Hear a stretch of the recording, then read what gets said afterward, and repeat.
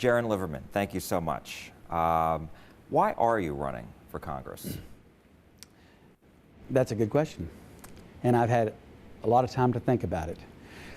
I have a copy of the Constitution in my pocket, and I would like to read the first paragraph because it really goes to the heart of everything. And I'm going to read it because I want to get it right. We, the people of the United States, in order to perform a more perfect union, establish justice, ensure domestic tranquility, provide for the common defense, promote the general welfare, and secure the blessings of liberty to ourselves and our posterity, do ordain and establish this Constitution for the United States of America. The first word of the Constitution is we. And somewhere along the road from the beginning to present time, we has long been forgotten. It is no longer a government run by we the people. It is a government run by the few and the political elite and who they appoint and anoint to be the next candidate in line because it is their turn. And so for me, it was easy.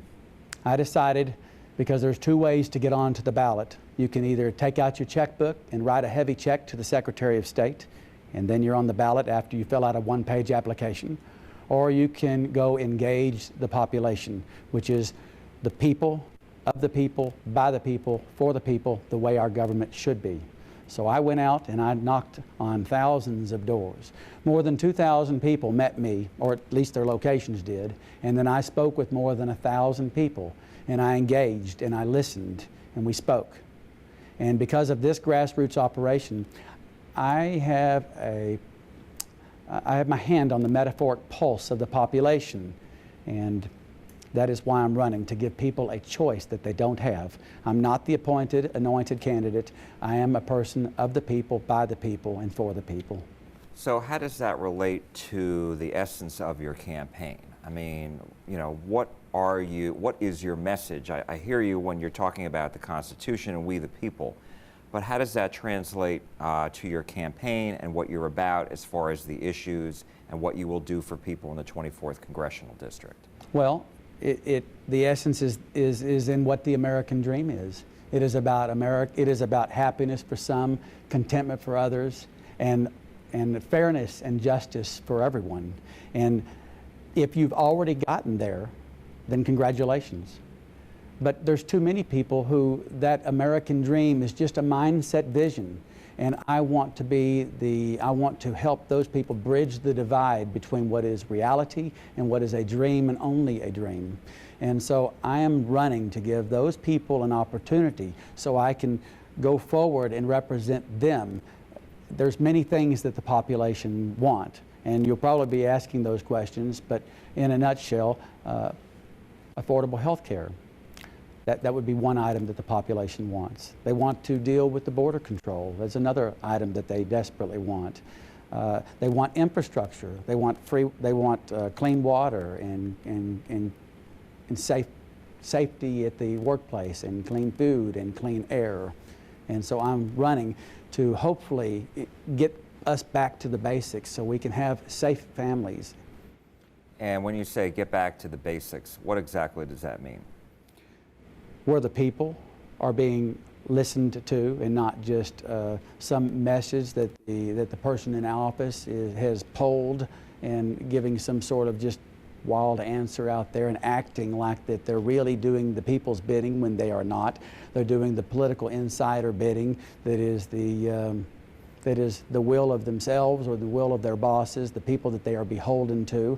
I'm actually beholden to the people of District 24 because I was petitioned by the people, by the voters of District 24. And so that's the bidding for me, is whatever the people of District 24 want. So you talked a little bit about some of the issues, but what are your top 3 legislative priorities? Well, they're not my priorities. They're the priorities of the people. And when I went out in my petition drive, and when I went out and spoke to the thousands of people that I spoke to, what is important to the people of District 24 is health care, is border control, it is infrastructure, it is technology, it is safety. I mean, that's more than 3, of course, but it's a whole hodgepodge of issues. Well, let's talk about health care. What is your prescription for making it more affordable and accessible to people? You know, if health care were as simple as a question and an answer, it would have already been solved. But I've got some ideas that might work. You know, interstate commerce versus just the way we have it now, which is intrastate commerce. I'm a free market person. I believe in the free enterprise system, and I believe that competition might be a way to drive premiums down, which would make insurance more affordable. But it's not good enough to just drive premiums down. If you drive the premiums down, but you make the deductibles and co-payers higher, you've not solved the problem. Affordable health care is solved when you bring the premiums down, the co-pays down, and the deductibles down. So interstate commerce is one avenue. Another avenue would be HSAs. How about allow everybody the right to have an HSA, not just people who their company provides it, but let everybody, whether they're employed or not employed, if they've got enough money to fund an HSA, allow that person to create an HSA, and then that HSA becomes part of an inheritable asset to their family members should the unfortunate occur. Another way, a third avenue, if you would, for a large percentage of our population would be working owners. Right now, they do not have the right to aggregate and negotiate as a collective. They can only negotiate with an insurance company basically as a unit of one. But if you allow working owners to also be designated as working employers and employees, they can then aggregate as a collective through association health plans, for example. So there's three ideas right there. There's many more, but those are just three in the moment. Border security. What is your proposal for a solution to the illegal immigration problem that we've seen? Well, the illegal immigration problem that we have is because we are a product of our own success. The United States is a fruitful country, and people are coming here in droves because they want a better life for themselves and for their families, and where they're coming from is not offering that. So we have a problem. We have too many people crossing at any given time, and that too many people is a number that is higher than our ability to assimilate. So I don't have a answer for border security. All I can tell you is that whether it be by land, air, or sea, or by technology, or by personnel, or a combination of all of those, we need to get control of our border, slow down the number of illegal crossings so we can deal with the people who have already crossed, and assimilate, if you would, in a manner that would be acceptable. I don't know what the number is, but through meaningful dialogue, hopefully we can get there. And as far as immigration, do you support President Trump expanding the border wall? Well, I am for by land, air, or sea, or technology. I'm not glued to just a border wall. So, but do you support that? I support it because it's one of the measures that I just mentioned. I'm not glued to any one measure the entire length of our southern border. It makes no sense to put a wall per se in the middle of the desert where nobody's crossing. Why would you do that? It doesn't make any sense. But it might make sense in those areas to have drone technology, for example, or it might make sense in areas that are closer to a city to have maybe more border personnel security. I'm in favor of what works given the environment of that particular area along our southern border. What is your thought about the dreamers, the people who were brought here by their parents when they came illegally? What is your prescription for, should they have a path to a citizenship, legalization? What are your thoughts? DACA is Deferred Action Against Childhood Arrivals. This is where myself and my counterparts differ. These people are, this carve-out, which is about 800,000 people of the, I don't know what the true number of illegal immigrants are. Some people say it's 20 million, some say it's 15 million, some say it's 30 million. I don't know. But the DACA numbers are closer to 800,000 from what I have read. These people were here for no fault of their own, and they've been here a very long time. They have already assimilated into our society. They are productive members of our society, and with the exception of a status, they are as much my brother and sister in terms of being a citizen of this country as you are. So yes, I am for a pathway to citizenship for DACA membership, for the DACA occupants, so long as they have not broken any laws already. Now, border control is important when you look at this, okay? So let's work on the border control first, then let's work on the DACA second, and after we have both of those solved, then we can work on what is called the political, the political football, if you would, on the rest of the illegal immigrants and figure out some pathway, I'm not going to say citizenship, but some pathway to productivity for this country that they have come to for a better life for themselves and their families. So some kind of legalization? Some sort of something that works. Maybe it's a status or a classification that doesn't even exist yet. I don't know. But I am willing to have meaningful dialogue, and I'm willing to at least open up the discussion and let's talk about it. Guns. When I've talked to Democrats, they favor more background checks, increasing and expanding the background check system. Republicans feel differently. Where are you on this issue as far as, you know, expanding the background checks, red flag laws? So the background checks, you're talking about what used to be the Brady Law and then evolved into NICA, the National Information Criminal Background Checks. Well, let's couple this question and my answer into just the Second Amendment. I am pro Second Amendment.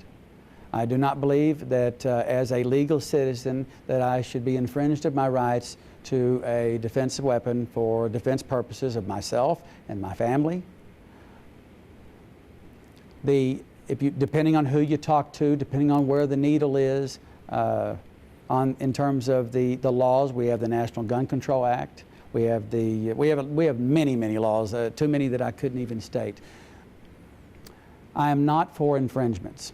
However, I am also a pro-law candidate, and I will abide by the laws that exist. And right now, NICA says that you have to have a 72-hour check, and I am okay with that. It exists at the moment. If the law changes, because the collective group of 535 people, that's 435 in the House of Representatives and 100 in the U.S. Senate, change that law to something else, I will abide by that.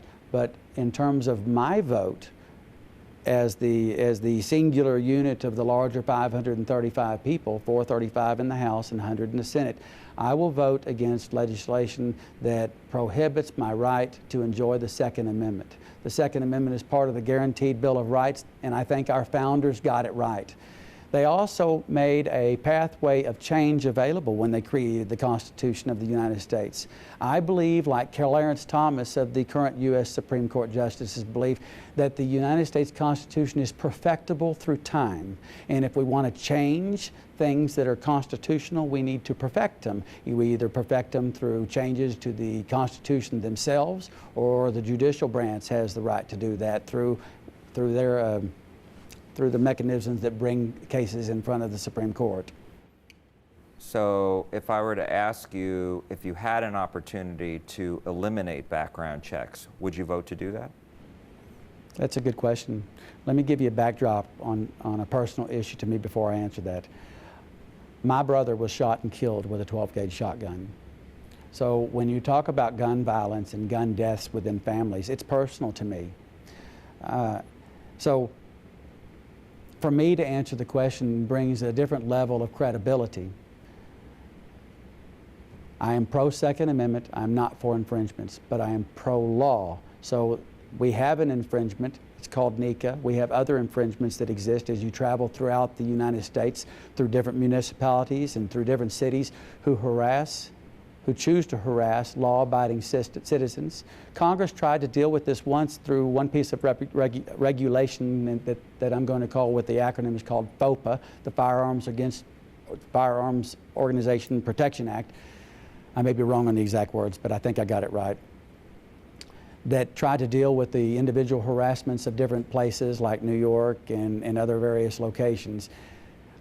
Maybe we need to have I'm in favor of permitless carry. However, since that's not going to work, I am in favor of national carry, and that has not passed yet. But your direct question, and I'm not dodging your question, is how do I personally feel about the background check? Would you eliminate it if you had a chance to do so? I think it's a good idea to know who has a weapon. I'm not for a national registry, though.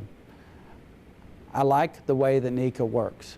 And if the federal government, by way of the FBI and other organizations that are responsible for checking a person out before they get a gun, cannot affirm, so to speak, within 72 hours, then it is up to the firearms dealer to go forward or not forward the way the legislation is currently written. So I don't see how that is a permanent infringement. Look, if you have to have a gun right now, this moment, and you can't wait 72 hours, I mean, why? But if you can wait 2 or 3 days, which is what the current law says, and you're going to get one anyway, if the due diligence is granted, which is what NECA is, if the due diligence is granted, you're going to get your weapon, you're going to get your self-defense weapon, and there's not going to be a problem with it. So I'm okay with the law the way it is written right now, and I am a pro-law candidate. Red flag laws, where are you on that?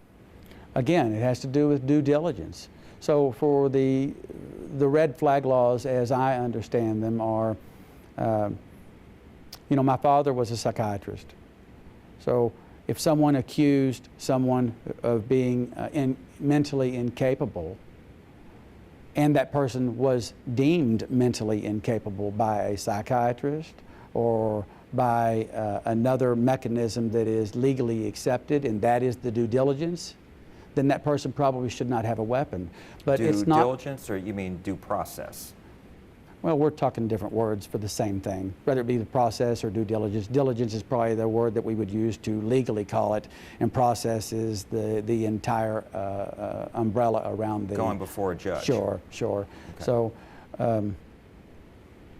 you probably should have to go through a judge. A judge probably, the due diligence for me, caught in this question in the moment, I would say that yes, due diligence would be a judge's signature. But without that judge's signature, I am against red flag laws. It is not good enough for someone to just make it a blanket accusation. There needs to be some depth to that accusation, if you would, and that depth would include a judge's signature. Let's talk about jobs and tax cuts. Do you support President Trump's tax cuts that were approved in Congress back in 2017, as far as making them permanent or maybe expanding them? I do. I think that the tax cuts, look, I am self-employed. I have been self-employed for 28 years. The permanent tax cuts means that instead of if I was taxed at 50%, for example, the government's going to take the percentage above what I pay now, and they're going to spend it where the government wants to spend it. But if I'm allowed to keep that extra revenue, I may keep it in my bank account for a while, but I'm going to spend it eventually. And where I spend it, it's a matter of personal choice. It's a matter of free enterprise. And since I'm a free enterprise person, I believe I should choose where that money gets spent, not where the government gets spent.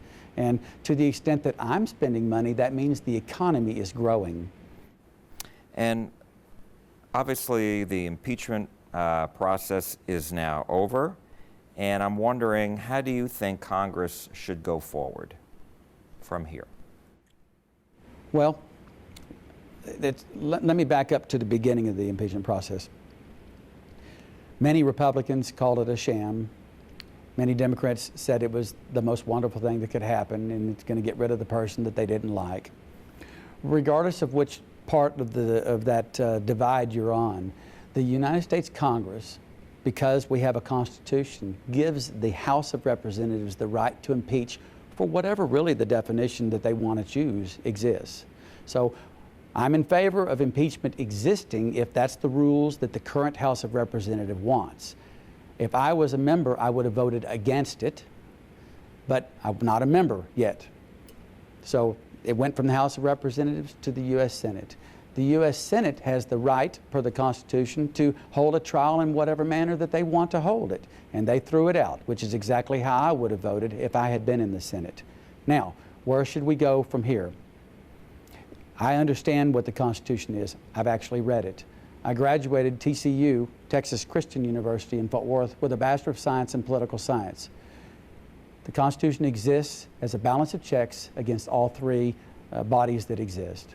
And if the House wants to hold another impeachment for whatever reason, for whatever their purposes are, they have that right. I don't think they should exercise it unless they have some really good and legitimate reason to go forward with it, because they don't have the numbers to support whatever their cause is in the Senate side. And the Senate has the numbers to throw out whatever the House wants. So you should use it as a check and balance, not some form of because you're upset with the president because you had a food fight, so to speak. Just understand it should be a sacred thing. Impeachment should be a very rare thing indeed. So I'm not in favor of coming out with it again. I really am not. There's got to be a better way to handle this instead of throwing red meat to your own bases every time that you feel like it's going to help you gain an extra $1 or $2. My last question, as you know, you're in a pretty crowded primary. Why should Republicans, and those who vote in the Republican primary, select you over your challengers? Well, I'm the only one that went out and talked to the people. I'm the only person.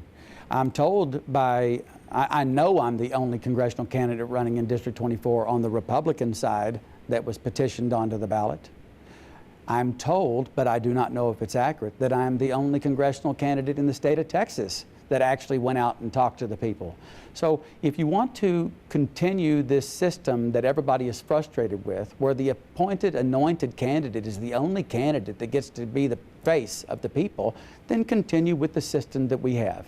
If you actually want true representation and you want to have true change, then you need to elect somebody who truly believes that a government is of the people, by the people, and for the people. And the only way you're going to get there is if you elect somebody who has actually spoken to the people. And I have not only spoken and engaged with the public, but I have actually listened to the public. These ears are made for more than just hearing, they're made for listening. Jeron Liverman, thank you so much for your time. I really much appreciate the opportunity to be here.